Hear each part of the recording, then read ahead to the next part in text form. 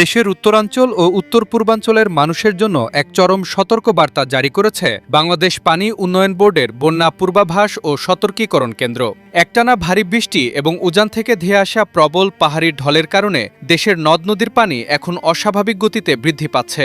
সবচেয়ে বড় বিপদের মুখে রয়েছে দেশের 10টি জেলা। আবহাওয়া অধিদপ্তর এবং বন্যা তথ্য কেন্দ্রের সর্বশেষ সতর্কতা অনুযায়ী আগামী 24 থেকে 48 ঘণ্টার মধ্যে দেশের এই 10টি জেলায় আকস্মিক এক ভয়াবহ বন্যা পরিস্থিতির সৃষ্টি হতে যাচ্ছে। পূর্বাভাসে বলা হয়েছে আগামী 2 দিনের মধ্যে তিস্তা, ধরলা, সুরমা, কুশিয়ারা, সারিগোয়াইন, জাদুকাটা, সোমেশ্বরী, ভুগাই ও কংস নদ নদীর পানি ফুলে ফেপে উঠে বিপদসীমার ওপর দিয়ে প্রবাহিত হবে। আর এর সরাসরি প্রভাবে লালমনিরহাট, নীলফামারী, রংপুর, গাইবান্ধা, কুড়িগ্রাম, সিলেট, সুনামগঞ্জ, শেরপুর, ময়মনসিংহ ও নেত্রকোনা জেলায় তীব্র বন্যার চরম ঝুঁকি রয়েছে।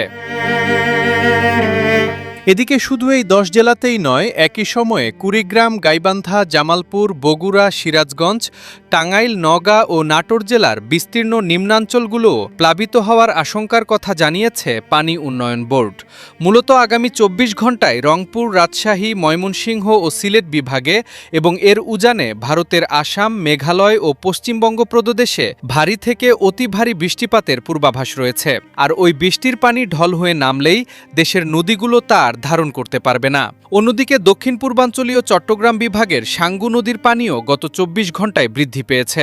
হালদার পানি কমলেও এবং মাতামুহুরীর পানি স্থিতিশীল থাকলেও আগামী 24 থেকে 72 ঘণ্টার মধ্যে এসব নদীর পানিও দ্রুত বাড়তে পারে। তাই আগামী 48 ঘণ্টা দেশের নদী অববাহিকার মানুষদের জন্য অত্যন্ত ঝুঁকিপূর্ণ। প্রশাসন থেকে সবাইকে সর্বোচ্চ সতর্ক থাকার কড়া নির্দেশ দেওয়া হয়েছে।